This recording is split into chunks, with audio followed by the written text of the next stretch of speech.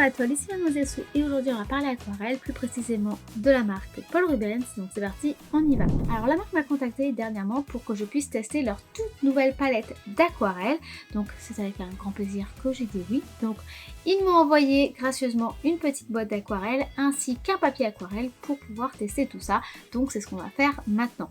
C'était pas fait exprès, mais regardez, je suis assortie à la boîte en plus, donc c'est parfait.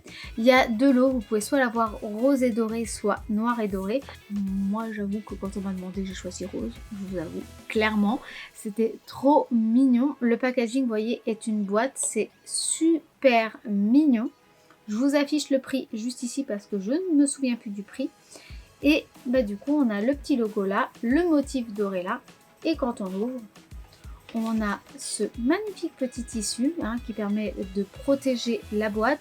C'était exactement la même chose dans la palette d'aquarelle métallique que j'avais testée il y a au moins 2 ans maintenant sur cette chaîne, peut-être un peu moins. Mais du coup voilà, la qualité est toujours là, le boîte en carton est toujours magnifique et de super qualité. Quand on ouvre, on a en dessous un petit fascicule qui est vraiment tout en dessous. Et bien entendu, à l'intérieur, nous avons cette petite palette qui est donc une palette en métal qui est du coup dans le même motif que la boîte. Il y a juste le logo de Paul Rubens qui est lui pas dans un rond doré mais qui est le motif du logo qui est lui en doré. On a un petit anneau ici qui permet de, si on veut dessiner, si on veut l'utiliser tel quel comme ça, on peut le tenir au doigt, prendre et faire comme ça sur notre palette si on veut peindre à l'extérieur ou debout, mais ça sert également à pouvoir la suspendre comme ça posée sur un rebord et donc la faire tenir un petit peu. Donc ça c'est un petit détail qui est agréable. Et j'espère que vous n'entendrez pas la pluie torrentielle qui tourne derrière moi parce que ça tombe, ça tombe, ça tombe. Ça, forcément fallait que ça tombe quand je me mets à tourner. C'est toujours comme ça que ça fonctionne. Pour reparler de la palette, on a donc la palette en métal ici. Quand on ouvre, on a une petite palette blanche ici pour pouvoir faire nos mélanges, mais également une autre ici qu'on peut faire également nos mélanges. On a ici 24 couleurs, donc on va pouvoir swatcher tout ça un petit peu plus tard dans la vidéo pour les tester. On a également un petit papier, un papier aquarelle qui est d'ailleurs pailleté, qui est magnifique. Alors je sais pas si j'arriverai à vous le montrer, mais c'est juste magnifique. On a toujours le même motif qui est mis sur la boîte en métal, sur le nuancier, et on a du coup le nuancier à remplir à l'intérieur qui est du coup de la taille de la palette. On peut donc mettre ça dans notre palette en métal parce que c'est exactement la taille de la palette et donc avoir toujours notre nuancier avec nous. Donc encore une fois, c'est un très bon point. Le papier comme ça à paillettes, ça me rend dingue. Je trouve ça magnifique. Mais ce n'est pas tout. Avant de faire les swatchs, etc., il faut également que je vous parle du papier qu'ils m'ont envoyé. Voici donc le papier qu'ils m'ont envoyé. C'est un papier qui est 300 grammes. Donc c'est un papier cellulose si je dis pas de bêtises. Je vous renoterai les informations ici que je retrouverai du coup sur la boutique en ligne parce que là tout est écrit en chinois donc je ne vais pas pouvoir vous le lire, je ne sais pas lire le chinois. Et par contre en termes de décoration c'est pareil, tout est écrit en doré donc ça reste exactement dans la même genre d'ambiance charte graphique que la boîte précédemment. Quand on l'ouvre en fait on a une petite boîte, un petit rebord en carton avec dedans une pochette en plastique avec le logo de la marque Paul Rubens et dedans le papier. Et quelle ne fut pas ma surprise quand j'ai ouvert pour faire la vidéo et faire les images que vous êtes en train de voir à l'écran, le papier est exactement le même que le nuancier et donc c'est un papier aquarelle, attention, qui est pailleté. Mais c'est incroyable, je ne m'y attendais pas, il ne me l'avait pas dit dans le mail quand il m'avait contacté, etc. Je ne le savais pas. Je l'ai découvert en filmant pour vous. J'ai vu ça, mon cerveau il a fondu, il a fait pouf. Les plombs ont sauté. J'étais en mode wow, des paillettes sur du papier.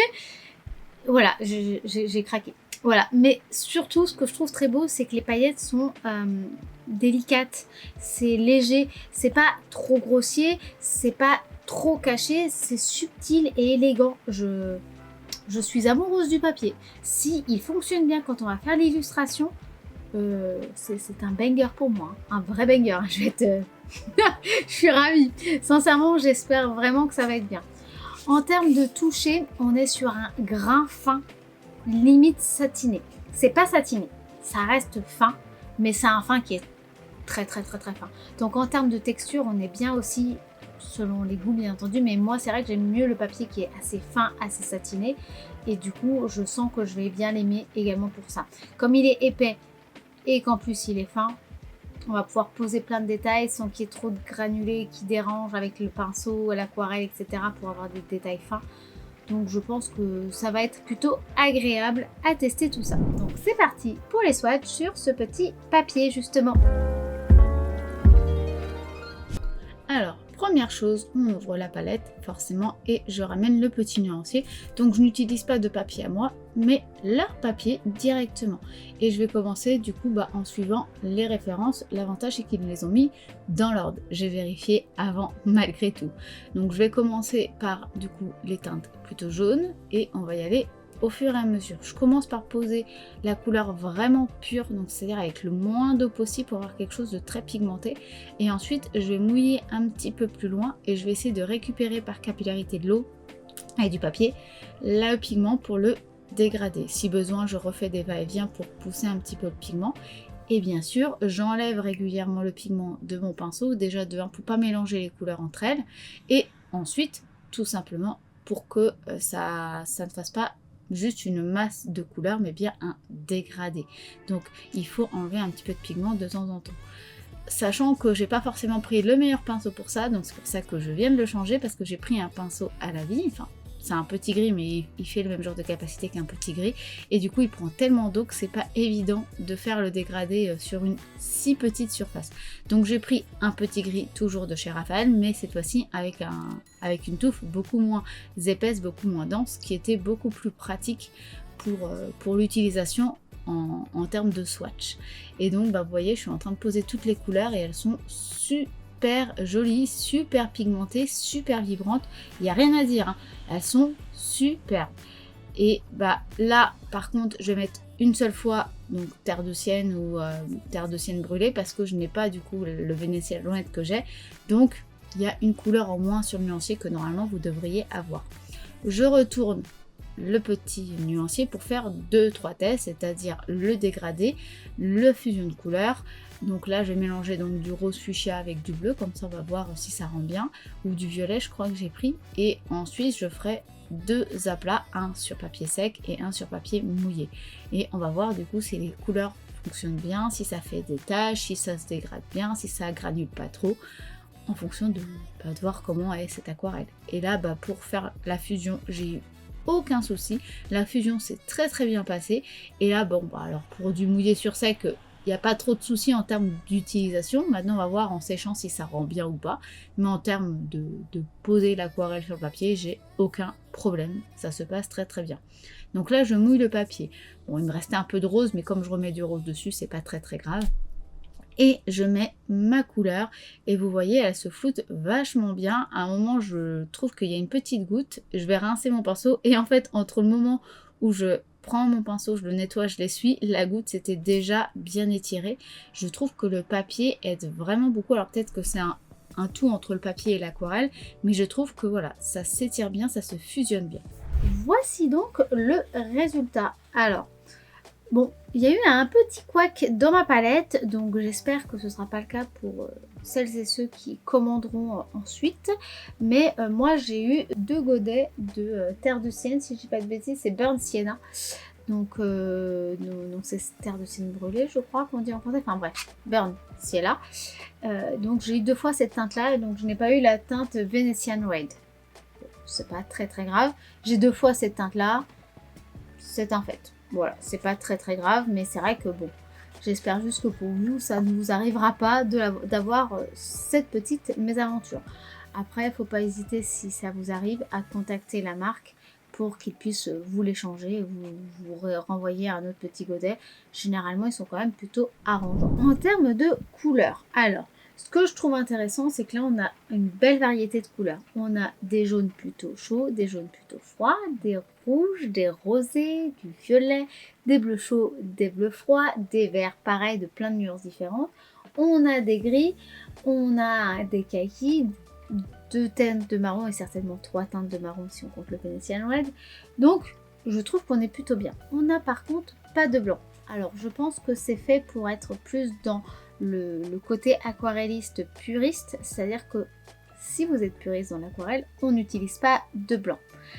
Voilà, c'est dit, on n'utilise pas les couleurs ultra opaques, un peu crémeuses, qui rappellent plus la gouache. Parce que du coup, autant utiliser de la gouache. Moi, n'étant absolument pas une puriste et mélangeant la gouache et l'aquarelle et les crayons de couleur aquarellables et les crayons de couleur et les feutres, ça m'aurait pas dérangé. J'aime d'ailleurs bien le blanc pour faire des mélanges. Mais dans tous les cas, le blanc ne sert jamais à ramener des pointes de lumière blanches. Ça ne marche pas. Ce n'est pas fait pour ça dans tous les cas. Donc, c'est pas gênant, je trouve qu'il n'y ait pas de blanc. Dans tous les cas, quand on est dans l'aquarelle et qu'on veut amener du blanc, on fait des zones de réserve, soit en faisant attention et en n'y touchant pas, soit en rajoutant du drawing gum pour protéger ces surfaces de papier là, pour être sûr que du coup le blanc reste blanc pendant qu'on met l'aquarelle. En termes de couleurs, on est vraiment sympa, les couleurs sont bien vibrantes, sont bien pigmentées, elles se dégradent également très bien. Il n'y a pas eu trop de soucis, alors bon, c'est plus moi qui des fois a eu un petit peu du mal pour avoir des choses bien smooth, mais c'est pas là, je sais que c'est ni le papier ni l'aquarelle, c'est moi juste qui avait un peu du mal. Les couleurs n'ont pas l'air de trop granuler, donc ça permet d'avoir quelque chose d'assez uniforme également. Il y en a certaines qui granulent plus que d'autres, mais ça dépend également du pigment, donc c'est intéressant à savoir. Moi en termes de couleurs, je suis très contente. D'ailleurs, on a ce violet là, qu'on n'avait pas du tout dans le kit d'aquarelle en tube de Paul Rubens également, qu'on m'avait envoyé il y a quelques temps. Donc je suis assez contente parce que là on a un joli violet bien profond, bien sombre qui tire vers le bleu. Donc vraiment contente. Autre petit effet, c'est que du coup quand ça sèche, ça se voit pas trop quand c'est mouillé, mais quand ça sèche, on revoit les paillettes sous la couleur. Donc la couleur, malgré qu'elle soit opaque, à part vraiment quand on met vraiment du pur, les paillettes, les nacres dans le papier réapparaissent. Et ça, c'est super beau. Ça veut dire qu'elles brillent tellement qu'elles arrivent à passer à travers les pigments. Moi, je trouve ça magnifique. Je pense que sur une illustration, ça va être incroyable. Bon, j'essaye comme je peux avec mon téléphone de vous le filmer, mais je vous avoue qu'à filmer des paillettes, c'est toujours très compliqué en caméra. Donc je fais ce que je peux, mais croyez-moi sur parole, ça reste subtil. Donc faut pas vous attendre à avoir une boule à facettes. Mais par contre, ça se voit quand même. Je veux dire, je le prends comme ça. Selon l'inclinaison, j'ai plein de paillettes de visibles. C'est pas, je suis pas obligée de me mettre comme ça. Hein. Je peux me mettre comme ça, je les vois quand même en fait. Enfin, je peux me mettre comme ça, hein, je les vois quand même. J'essaie de vous montrer comme je peux. Parce que si je fais ça, vous voyez pas ce que je fais. Bref, vous avez compris l'idée. C'est vraiment chouette. Franchement, ça reste subtil et délicat, raffiné, élégant. C'est pas tape à l'œil, quoi. Et ça, c'est vraiment cool. J'ai également utilisé l'arrière du nuancier pour faire ici un aplat mouillé sur mouillé, ici un aplat mouillé sur sec et ici un dégradé. Donc comme vous pouvez le voir, le dégradé c'est très bien fait, le mouillé sur sec également et le mouillé sur mouillé également. Franchement, tout c'est bien lissé, c'est bien étiré, ça bouge bien sur le papier. Franchement, le papier a l'air assez quali en plus de l'aquarelle qui a l'air d'être assez qualitative également. Donc là, comme ça, à première vue, je suis très contente de les avoir. Franchement, je trouve que c'est vraiment très bien. C'est une très bonne palette, donc rien à dire en termes de qualité, c'est là. J'avoue que là, je suis assez épatée. Bon, j'avoue que c'est le papier qui parle plus que l'aquarelle, mais l'aquarelle est bien, hein. Mais c'est vrai que je suis assez épatée, j'avoue. Bon allez, arrêtons de tergiverser et attaquons-nous à l'illustration. Pour l'illustration, comme je vous le dis à chaque fois maintenant, je fais un petit rough. Alors là, je l'ai vraiment fait à l'arrache sur un papier qui est même pas fait pour l'aquarelle. Mais je voulais essayer de trouver voilà, mes petites ambiances de couleurs. Donc partir sur le bleu, mais avec des petites teintes de vert et des petites teintes de rosé pour jouer un petit peu sur les reflets et amener des profondeurs, etc. Donc j'ai essayé de poser tout ça. Et maintenant, on va passer véritablement à l'illustration. première étape, mettre du drawing gum. Parce que je veux garder du blanc et comme je sais que je n'ai pas de blanc, il va falloir que je mette des zones de réserve avec mon drawing gum. Donc j'utilise le drawing gum de chez Rougier Play, qui est pour l'instant l'un des meilleurs que j'ai pu tester. J'en ai testé plein et celui-là et celui de chez PBO, c'est mes deux préférés. J'ai pas utilisé d'autres de très très bonne qualité qui me conviennent. En tout cas, j'ai essayé des marques, mais j'en teste d'autres. Je sais que j'ai celui de Daniel Smith, j'ai celui de... je crois que Molotov en ont fait un également. Voilà, il y a 2-3 comme ça, drawing gum ou fluide de masquage qu'il faut que je teste. Mais c'est vrai que celui de Rougier Play, en termes de qualité, quantité, prix, et PBO pareil, je suis assez satisfaite. Il laisse quand même un petit trait de couleur, donc c'est pour ça que là je prends le Rougier Play qui est grisé plutôt que le PBO qui est bleuté, parce que comme mon illustration va être bleue, si ça me refait du bleu sur mon blanc, ça va pas faire un joli contraste dans tous les cas. Petite information sur le drawing gum également, regardez au fond, souvent vous allez avoir un dépôt de couleur en bas et pensez bien à le remélanger pour pas après que vous puissiez jamais utiliser votre fond, et ça vaut pour toutes les couleurs, que ça soit du gris, du bleu ou autre, faut toujours le faire. En termes d'outils, moi j'utilise un petit outil de sculpture avec un embout en silicone. Je vous en parle plus précisément dans ma vidéo sur le drawing gum, donc n'hésitez pas à aller la voir. Et du coup, je m'en sers pour poser toutes mes formes. Donc j'y vais doucement et je fais zone par zone. Je ne fais pas un petit peu à droite, à gauche. Je fais vraiment toute une zone d'un coup parce qu'une fois que ça sèche, si je la grippe, eh ben, ça va poser problème et je vais décoller une partie de mon drawing gum et du coup ça protégera pas bien mon papier. J'ai bien laissé sécher, ça dépend bien sûr de la chaleur, de la quantité que vous mettez, donc je peux pas vous dire exactement quand attendre. Ce qu'il faut c'est que quand vous touchez, ça soit juste un tout petit peu collant, voire quasiment pas, et qu'il n'y ait rien sur votre doigt. C'est la seule solution que j'ai pour vous dire comme ça. Généralement la couleur s'assombrit également, donc vous devriez vous rendre compte de quand ça sèche. Maintenant que ça c'est fait, je m'attaque donc à mes volutes d'eau. Donc j'ai pris le bleu le plus, on va dire, le plus froid, c'est-à-dire quelque chose qui tire plus vers un bleu ciel, un violet qu'un bleu qui tire vers le turquoise, pour que l'eau soit plutôt dans une teinte bleue comme ça, et que le poisson lui aille plus vers vers du violet très marqué ou du vert et du turquoise très marqué, pour que ça fasse quelque chose d'un petit peu différent entre mon poisson et mon eau. C'est pareil, j'ai laissé sécher mon eau avant de m'attaquer à mon poisson, pour être sûr que quand je vais mouiller mon poisson et que je vais toucher peut-être légèrement les contours, ça ne fasse pas baver mon bleu, et on va voir si une fois sec ça bave ou pas.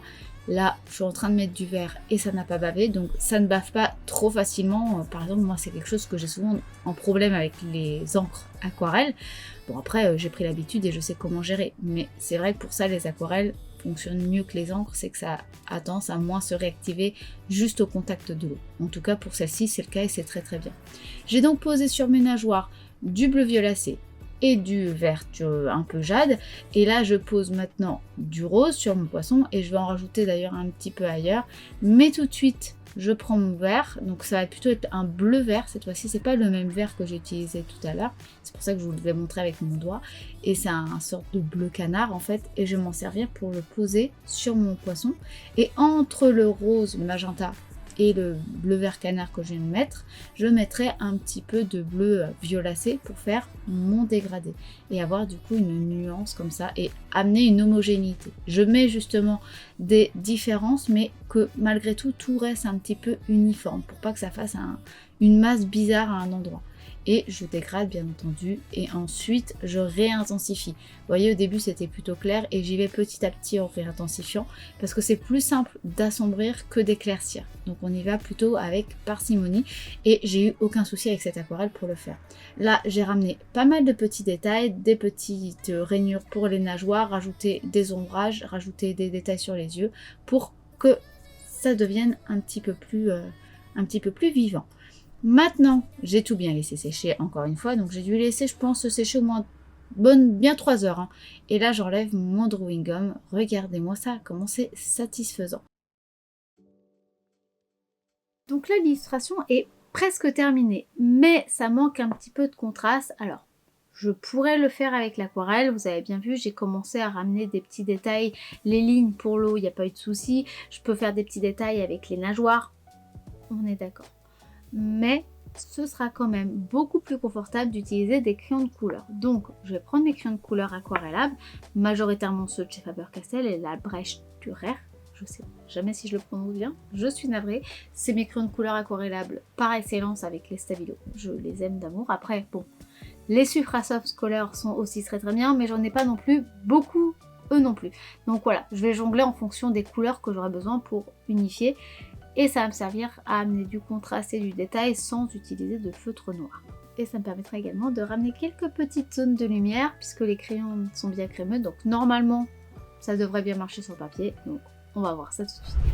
Donc je commence avec un bleu qui va être plutôt justement un peu plus ciel, hein. J'essaie de ne pas aller trop vers le turquoise pour ramener des contours sur mes zones blanches, ramener des choses un peu plus nettes parce que vous voyez le drawing gum n'a pas été net à 100%. Et je reprends également un bleu plus violacé, plus outre-mer pour finaliser certains contours, donc ceux par exemple qui sont proches de mon poisson au niveau du corps pour justement amener ce contraste et ces niveaux. J'en ramène aussi un petit peu ailleurs. J'ai un petit peu débordé, il y a des endroits qui sont un peu trop foncés, donc je reprends du crayon blanc. Donc là, ça doit être un Suprasoft Color de chez Caran d'Ache. Le bleu foncé d'avant, ça devait être un vieux crayon qui vient de chez Carrefour, mais qui date d'il y a 20 ans, je pense. Et il y avait aussi des Albrecht Dürer. Donc en fait, je jongle avec les couleurs plus qu'avec la marque. Je prends mes crayons de couleur aquarellables et en fonction de la couleur qui me correspond, je l'utilise pour revenir dessus. Maintenant, bon, ceux de chez Carrefour, ils sont pas assez crémeux à mon goût, c'est vrai que bon, entre les autres ça vaut pas la même qualité, on est bien d'accord. Je ramène d'ailleurs un petit peu de jaune pour amener un tout petit peu d'éclat mais différent du blanc et on peut enfin enlever le scotch pour le résultat. Regardez-moi ça, comment c'est trop bien. Et ça n'arrache pas le papier, ça c'est une bonne nouvelle. Alors que pourtant j'ai pas chauffé mon scotch avec le sèche-cheveux. Voici donc le résultat et j'en suis très contente. Alors, plusieurs choses, c'est que malgré qu'on ait utilisé de l'aquarelle, malgré que j'ai utilisé des crayons de couleur, on voit encore les paillettes. Alors oui, on en voit beaucoup moins sur la partie où il y a le poisson, dans les zones très foncées. J'avoue que là où j'ai mis des zones, je regarde en même temps que je vous parle, mais effectivement dans les zones très foncées où j'ai chargé, effectivement il n'y a plus de paillettes de visibles parce que j'ai mis trop de couches, les paillettes, la lumière ne passe plus. Mais sur beaucoup de zones on voit encore les paillettes. Sur la zone blanche du coup ça fait un joli reflet pailleté, c'est très beau. Le papier réagit très bien. On peut par exemple enlever, si on a fait des erreurs, on peut remettre un peu d'eau et enlever. Ça va pas boire tout de suite le pigment et ne pas le rendre. Ça dépend des papiers. C'est pas quelque chose de pas bien ou de bien. C'est la caractéristique du papier qui va faire. Celui-là, donc du coup, on peut nettoyer un petit peu. Donc ça permet de rattraper si on fait une bêtise assez rapidement ou éclaircir un petit peu. Mais ça a ses limites quand même, faut pas non plus trop lui en demander. Comme tout papier. Et franchement, je trouve ça bien. Déjà, j'avais mis une goutte, ça bavait un peu. Je trouve ça déjà vachement bien qu'on puisse enlever un petit peu au cas où si on se rate sur le premier coup. J'avoue que moi j'aime pas trop les papiers qui absorbent tout de suite le pigment et qu'après on puisse pas revenir derrière. Donc ça c'est vrai que pour ça je trouve qu'il est bien. Il est quand même assez lisse, donc on peut quand même faire pas mal de détails sans que le papier nous gêne trop. Ça gênera quand même un petit peu si vous faites du feutre par exemple avec des 0,05 ou des 0,03. Il y aura quand même un petit grain puisque c'est plus un graphin. Mais franchement, ça fait le taf et c'est très joli. J'ai voulu essayer d'avoir des belles nageoires, avoir du beau mouvement. Non, franchement, je suis contente. Je suis contente parce que je peux diluer la couleur, je peux l'intensifier, je peux mélanger les couleurs entre elles, je peux le superposer, je peux retamponner, je peux flouter, je peux dégrader. Ça sèche quand même assez vite également, donc du coup, même par capillarité, ça va pas trop s'étendre et déranger les couleurs. Après, comme ça s'étend pour se flouter, il faut faire attention quand même à ce que ce soit pas encore humide. Donc entre plusieurs couches, il a fallu des fois que je laisse du temps, donc de laisser une demi-heure, 1 heure sécher. J'aurais pu faire sécher au sèche-cheveux si j'avais pas mis de drawing gum. Mais quand on met du drawing gum, il vaut mieux éviter de sécher au sèche-cheveux pour la simple et bonne raison que ça risque de faire cloquer le drawing gum. Ça dépend de la chaleur, etc. Mais bon, moi j'ai préféré ne pas tenter le coup, c'est quelque chose que j'essaie d'éviter quand j'utilise le drawing gum de faire. Donc en soi, ça sèche quand même plutôt bien, ça s'étire bien, ça se floute bien, le papier réagit bien. je suis vraiment, vraiment satisfaite. En conclusion, c'est un grand oui. Pour les deux. L'aquarelle, elle est bien. Elle est pigmentée. Elle est colorée. Elle est lumineuse. Il y a des couleurs plus sombres, plus ternes. Des choses plus lumineuses, plus claires. On a une variété qui est très grande. J'aurais bien voulu un gris de peigne. Mais bon, on a un Berlin Blue qui peut être considéré comme un green paint très lumineux. Si je mélange le noir et le Berlin Blue, ça va, on obtient un gris de paint. Donc bon, ça va. Franchement, je trouve que les couleurs sont très belles. On a une belle variété. Le packaging est très bien. On a un nuancier en plus qu'on peut ranger dedans. Donc ça, c'est génial avec tout de noter. Donc les références, le nom. Donc ça, c'est bien. La seule chose qu'il n'y a pas, peut-être que c'est écrit en chinois, c'est l'opacité et la réaction de la lumière. Après, c'est pas quelque chose qu'on entend beaucoup parler dans les marques chinoises. Donc peut-être que c'est quelque chose qu'ils n'utilisent pas encore trop. Mais ouais, non, franchement, l'aquarelle est très très bien. J'avais déjà beaucoup aimé les tubes d'aquarelle dernièrement que j'avais pu tester qui étaient du coup en pâte. Et j'avais bien aimé les aquarelles pailletées que j'avais testé il y a beaucoup plus longtemps. Franchement, non, ils font de très belles aquarelles, surtout sur leurs derniers produits qu'ils ont sortis. Franchement, moi, tous ceux que j'ai pu tester, j'ai rien à leur redire. Ils sont juste très très bien. Bon, là, j'ai eu pas de bol, j'ai eu un petit couac en termes de godet, mais je vous le dis, ça se rattrape, ça peut s'organiser pour régler le problème. Et le papier est juste incroyable. Ah, moi, je vous avoue, je pense que c'est mon papier de l'année, quoi. Là, moi, je suis refaite avec ce papier. J'ai encore des paillettes dans les yeux. Je m'en remets pas. Ce papier est incroyable. Mais vraiment incroyable. Moi, ouais, là, pour moi, il est là. Il est pas là. Il est pas là. Il est là. Vous voyez plus ma main. Le papier est très bien. Il est très beau. Il s'est bien retendu. Je voyais quand je mouillais par surface, que ce soit les nageoires ou le corps, il bombait un petit peu.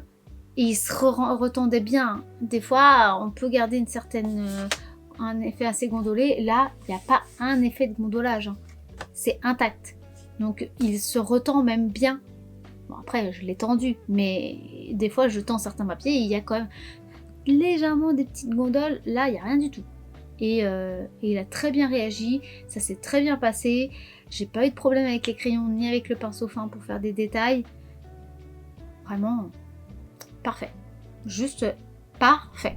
Ouais, c'est une vidéo très positive. Je peux dire ce que je veux, j'aurais pu dire que ça ne me plaisait pas, mais ça me plaît. Donc je suis contente de pouvoir dire que ça me plaît parce que c'est vraiment vraiment très très cool. Donc si ça vous intéresse, n'hésitez pas à foncer. Moi, je vous avoue que pour faire des originaux et vendre du coup des originaux qui sont pailletés, mais voilà, moi ça me rend dingue. Je m'en remets vraiment pas. Bref. J'espère que cette vidéo vous aura plu, que ça vous aura inspiré, que ça vous aura aiguillé sur des achats ou pas. Si en tout cas cette vidéo vous a plu, n'hésitez pas à la liker si ce n'est pas encore fait. Vous pouvez commenter et partager la vidéo, ce qui permettrait de soutenir et de faire vivre un petit peu la chaîne. Merci beaucoup à tous ceux qui le font déjà, merci beaucoup à vous tous. Merci aussi à ceux qui me soutiennent sur Tipeee ou sur ma boutique en ligne mademoisellesou.com. Et puis sur ce, moi je vous dis à dimanche prochain midi pour une nouvelle vidéo et je vous fais des bisous. Bye! Et les paillettes sont visibles des deux côtés. Petit bonus de fin pour ceux qui tiennent jusqu'à la fin de la vidéo. Du coup, j'ai également fait le test de le scanner pour voir si les paillettes sont visibles pendant les scans. C'est pas le cas. Après, ça m'étonne pas déjà que j'ai du mal à capter les paillettes en caméra.